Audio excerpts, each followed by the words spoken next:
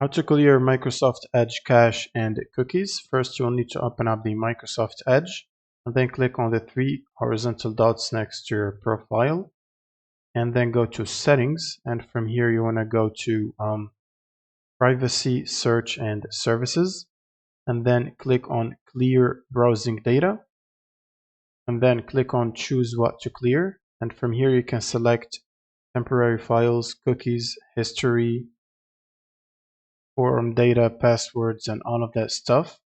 And now you can click on the delete button and this should delete. You can also click on this clear browsing data now and then click on choose what to clear and make sure to select cookies and other site data and then cached images and files. If you want to delete that, select the time range, for example last hour, last 24 hours, last week, last 4 weeks, all time, and then click on clear now, and that should clear everything within these selected categories. And that's pretty much it for this video. Subscribe if you find this helpful, and see you on the next one.